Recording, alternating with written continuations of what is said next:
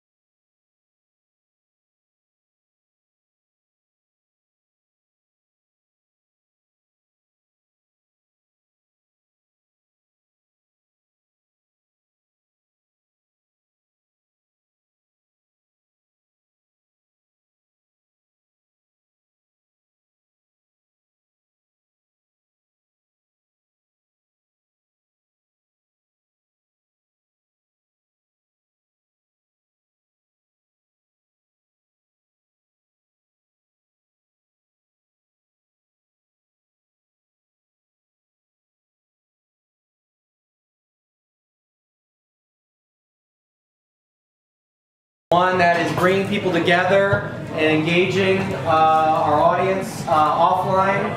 A movement building resource, somewhere that we not just do events and do things online where we do outreach, but also are learning how to do it better. And this event is a good example of that. And also focused on forward-minded action. Basically, you can call it progressive or you could call it whatever you want, but we're focused on kind of a forward-minded agenda, and forward has been a theme, of course, of President Obama's campaign and things like that.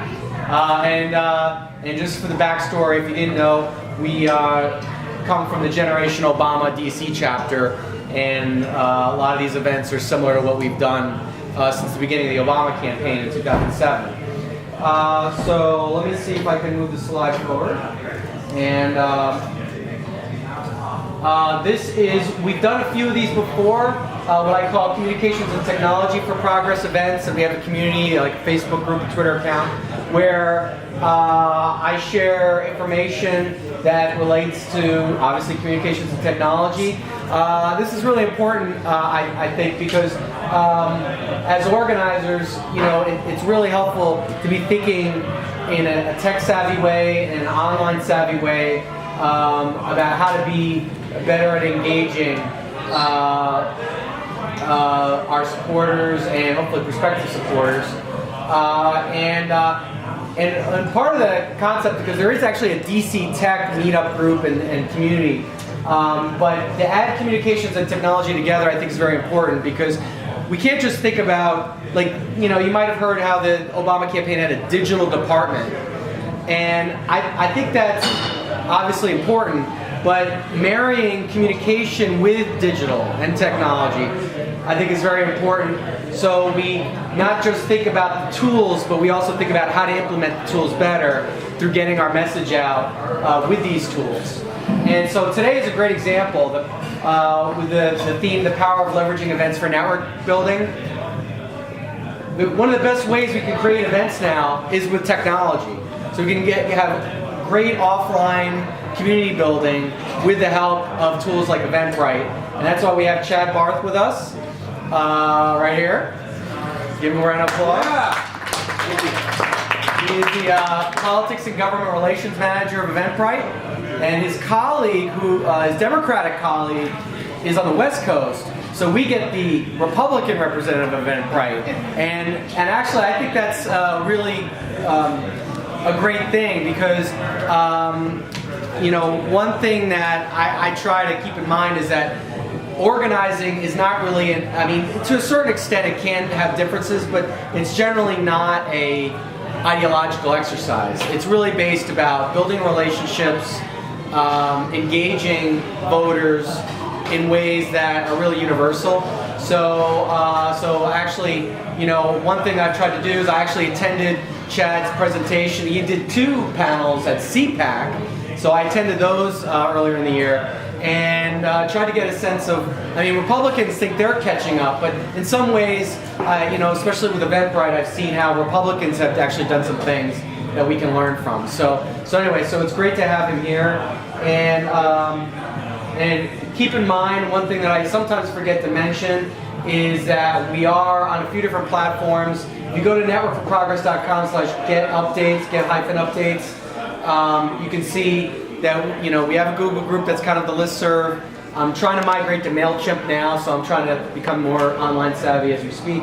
But we also have Comtech for Progress and DC Career Progress social media groups and stuff as well. So, and I hope to actually expand on that with campaign and some other different themed groups in the near future. One thing now, we're probably going to be a little bit short on time, but I was going to offer folks the opportunity to introduce themselves quickly around the room, something that we've done at different events I've been at, and I was thinking that because not everybody's seen each other's name tags, well actually most of you don't have organizations on your name tags, but if you want, name and organization, if you want, we can go around real quick and you introduce yourself before chat gets started. Does that sound good? Yeah. And so then you can maybe find the person that you might have something in common with later. And feel free to throw out there if you're a host of events or you just like networking. You want to start? Sure. My name is Gabe Gopin. I'm a recent law and public policy grad, and I'm volunteering at the DC Paid Sick Leave Minimum Wage. All right, cool. Hi everybody, I'm Ananda Leek. I'm the founder of Digital Sisterhood Network. It's a media channel that celebrates women in social media and tech. And I'm here to connect with everyone, and I'm looking for a full-time position as a new media professional. All right. Hello, I'm Andy Gabron with Winning Strategies Public Relations. We're a digital and traditional media firm. And I'm the head of the DC office here to network. Great. Hi, my name is Lauren Hall. I'm the president of the Arlington Young Dems, and we're all very excited because we just won our elections. But anyway, thank you. So I've been friends with Jim and Sean and Phil actually for many years, so I'm happy to be here. Thank you. All right. She does lots of events. We do lots of events. Hi everyone, I'm Miles Bowie. I'm the founder of The Constituent. It's an internet platform for civil governance. Hi, my name is Ming Lo, Washingtonian. I've been here 23 years. Can always learn more about networking, even though I've kind of been doing it a little bit. And I am a leader of 2 meetups, well 3, but the 2 I'll mention here is Allies Building Community, also known as ABC, and Music for Progress, the latter being more specific interest that is part of education in the arts, which is also a passion of mine. That was going to be our next spin-off, Music for Progress, but you stole it. No, I'm kidding. Hi, I'm Simi Singh. I work for American Rivers, and I also work for Break the Cycle and No More. They're domestic violence and sexual assault organizations, and I'm a host. I host lots of events. Hi, I'm Charles Simon. I work for the NAI, which is a self-regulatory organization in the third-party advertising space. I worked on the 08 campaign and won Must Alexandria for you guys. Hi, I'm Phil Philo Collins. I have a DC Environment Meetup. I'm an attorney in DC. I was working on the campaigns in Virginia for the Democrats also. David Edwards, Lake Washingtonian. Poetic Rights. I'm a poet. On the deadwater.com at WordPress. I'm Barbara Patterson. I'm an independent writer, editor, right now contracting with the Food and Drug Administration and Health Writing. And I'm also working with the Statehood Green Party doing some organizing and outreach for the party. I'm Maggie. I was the election fellow of NARAL Pro-Choice Virginia, working on the recent elections, and I'm also a recent law and policy grad, so this is the next step. My name is Anne Klesnikoff. I am working for Burger Career Strategies, and I'm also a recent grad. I'm Sean Logan, just a hack that shows up to things. I do some work as government contractor, but that's not at all to this. And you're an alcoholic. Jimmy, I've been to a few of these events before, and I'm more into national security events. All right, great. Now I'm Jimmy Pride. Now, if you have anything significant to announce, I will at the end. There'll be time for community announcements, like any big events. I guess you need to line it up. And so I will leave it to Chad. We have a few more appetizer items left. We had some tater tots, French fries, a few more nachos. So grab it before you fasten your seatbelt. So you're saying, Jim, we should jump around right now? Yeah, well, there isn't that much left, so I wouldn't all go. Listen to the music by House of Pain. So. Yeah, you're right. I want to steal your thunder. It's a great segue. Segue. House of Pain, to lead you in, right? Thanks everybody for allowing me to come into what we as Republicans might consider the lion's den, I guess. This is the second time I've been to a panel with Jim, and it's always fun to have McBride lead you down the path of progressives. Anyway, a little bit about myself. My background has been in campaigns. I worked for 13 years to not allow Democrats to win in campaign politics, but not always successful in Iowa and around the country. So about 2 years ago, I kind of got burnt out and said I was sick and tired of it all. I decided to go work for a social media startup called Eventbrite, who I've been using for, 4 years before that, for a nonprofit charity fundraising event that I do here in DC every year to raise money for the Epilepsy Foundation.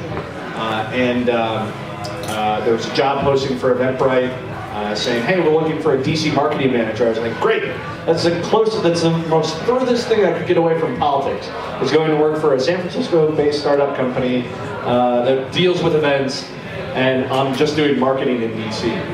And then 6 months later, I became their politics and government manager for the company. So it's been a great ride, but having a company that's so passionate about bringing people together, like we are here tonight, whether it's a small event with 20 people or it's a large event with 60,000 people in Central Park for the Global One Project, that's an event to us, and that's awesome. It's like the power of bringing the online activity with the offline engagement, and that's really what inspires us at Eventbrite.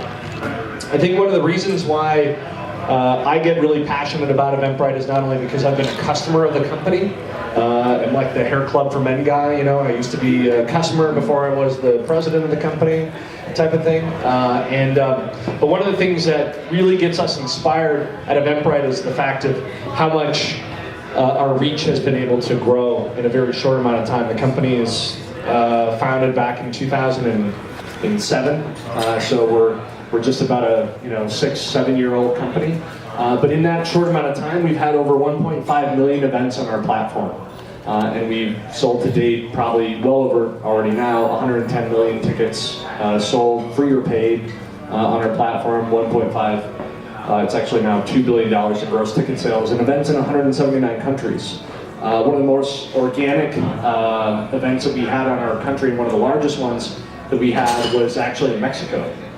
They were all protesting for some rights movement. I can't remember exactly what it was. 100,000 people show up just because of the power of social media and the power of using Eventbrite from that perspective. And that's not to say Eventbrite is the end-all be-all solution. That's off the record.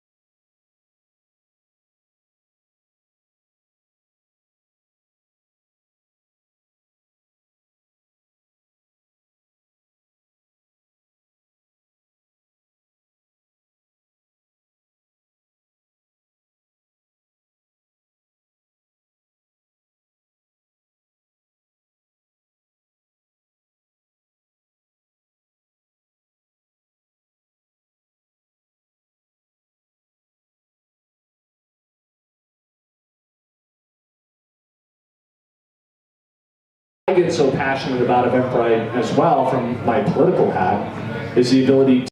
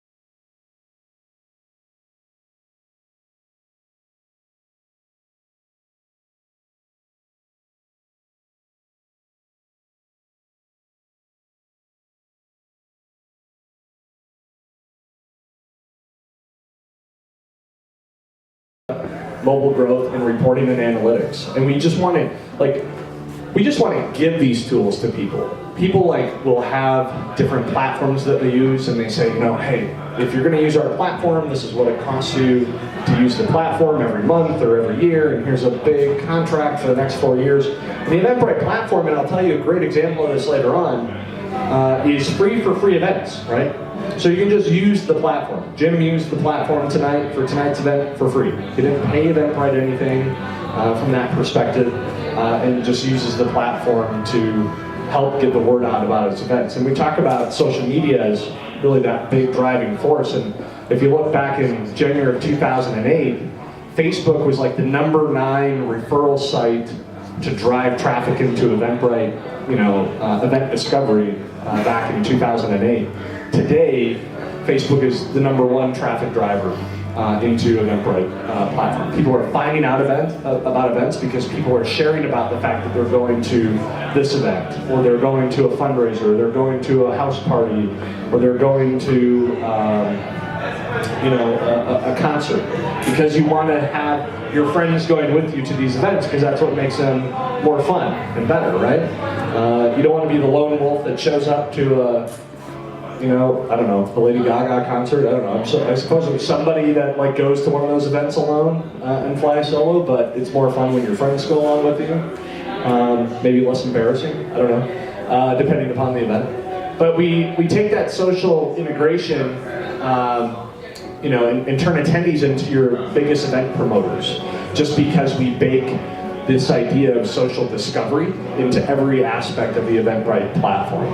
And so that event discovery happens because of our event directory, our mobile application, where people can scroll through and see what's going on tonight or tomorrow or this weekend or next month.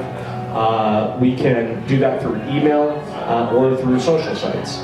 What leads that to end up happening then is that once I make a ticket purchase, or I sign up for your free event, and this may have happened for you all in your purchase process or your sign-up process to the event here tonight, at the end of that process, it asks you if you want to share the event on Facebook, or if it asks you if you want to share the event through LinkedIn or Twitter. And people do that, and they say, hey, I'm going to Jim McBride's meetup here tonight, the DC meetup. And other people will find out about that event because of that. And we post it, and we say, I just got my ticket, I'm going to this event, why don't you join me? It's going to be a really great event. And we find out the social influencing about which of my friends are going to the event, which also might drive my decision to want to go to it, because I see, Kevin Hart's the CEO of our company is going to the event as well. Always good to go where the boss is at. What we find in Facebook through a study that Nielsen did a few years back is that one attendee on the Eventbrite platform has the average reach of about 262 other friends, right, through their Facebook connection. And if you extrapolate that out to numbers that probably will never make any impactful sense, but the actual number is that they have a potential reach of about 68,600 friends outside of that, if they just share that one event. The sharing of the event actually drives, in paid events or fundraising events, more revenue, more eyeballs that the event is even happening. That one share on Facebook, on average, drives about 33 new visits to the event page. And if it's a paid event, on average, a $4.15 lift in revenue for every share that you have happen on the platform. And it comes down to like fundraising events, whether they be political, religious, or some other like social cause. That number is actually in the 40s for page views, and then the revenue is actually around like $13 or $14 per share. Concerts are like the biggest one that we always see, and that's about like a $15 per share in revenue. The platform is so great and customizable. This is like an actual page that the South Carolina Republican Party used to like customize how their Eventbrite page looked for some victory event that they're doing with Governor Haley. But what the social sharing brings to you as an event organizer or event host is really kind of that free promotion as to what's going on out there. A lot of people will put up paid ads or other events through Facebook or LinkedIn or even promoted tweets.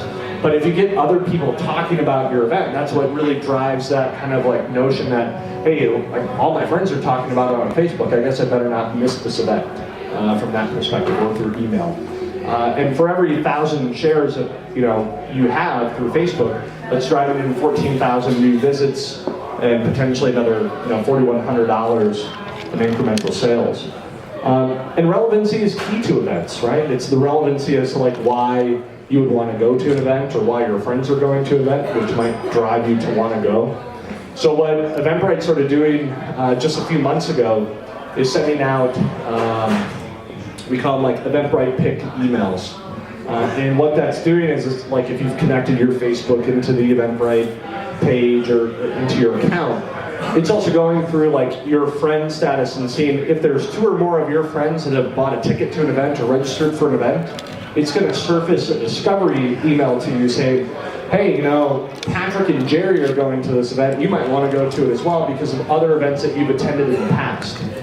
These aren't promoted or sponsored emails that are sent out to you. It's not spam per se because it's like a marketing email that somebody's paid us to send out. They're just like our, the data analysts have come up with this great model, this program model to show and surface new events to other people. And quite frankly, it's a really good. We get 40% open rates and 30% click-through rates through that, which is really, really high.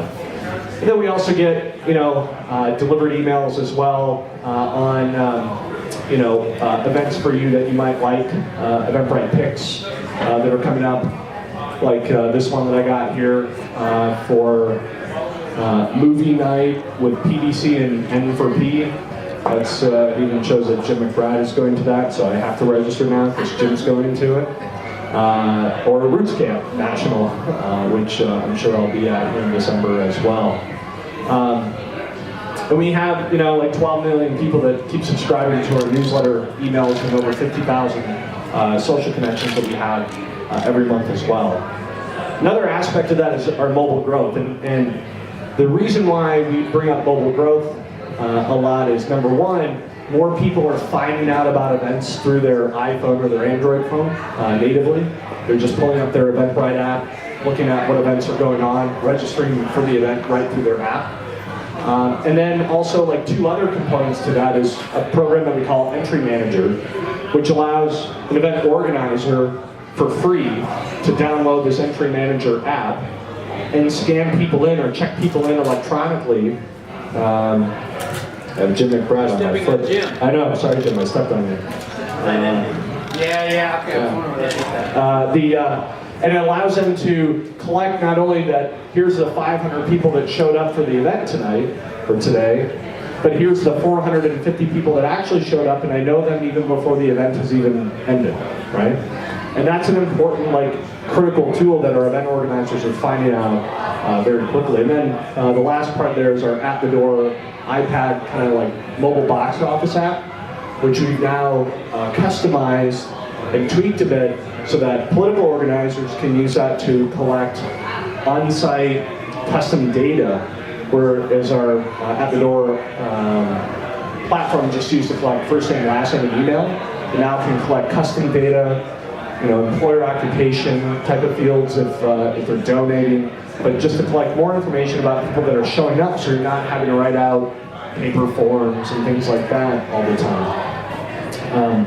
The mobile optimization, we do this so that the mobile purchasing and the discovery and the mobile tickets themselves are just kind of this frictionless aspect, so that it's people can convert into event buyers or event discoverers very quickly from that perspective as well. As a quick example, we have about 150,000 people that use our apps every week to find new events and buy tickets into those events. 3.1 million tickets were scanned just in 2012 alone. This is our first year out with the Entry Manager program, and we had 3.1 million tickets scanned in. As an example, again, I'll talk more about this later, the Romney campaign was using these type of efforts in 2012. They used Eventbrite for 236 events that they did from June and through November, through Election Day, essentially. And they scanned in every single person that walked through those gates, right? And I'll tell you some more statistics about that here in a second. Mobile box office at the door, just over 600,000 tickets were sold or, went through that platform in 2012 as well. This was one of our favorite events we did, or that Eventbrite was used at, was the Romney Red Rocks rally. Huge, massive event. It was causing mile-long traffic delays to get into the Red Rocks area for, essentially a free event with Mitt Romney.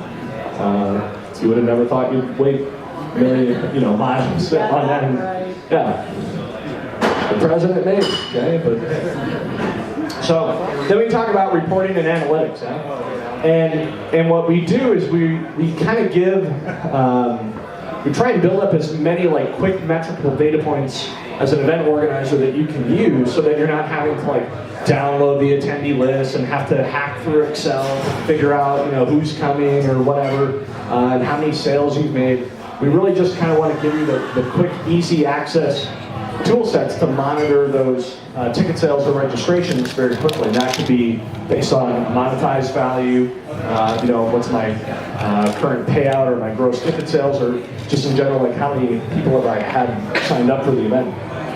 We also put in there really deep measurable tracking, so that if you are partnering with other organizations and they say, well, we're going to help promote this event for you, you can give them their own customizable link to say, if you're going to go out and push this out, we want to track who's coming into the event because of you. You can give them that link and figure out how many visits are coming back into the Eventbrite page and how many people are actually converting to new ticket buyers because of that, or signups, right?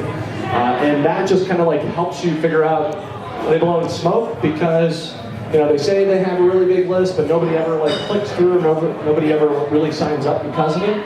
Or do they really have a powerful, other data outreach point that we can leverage to bring new people into this event as well?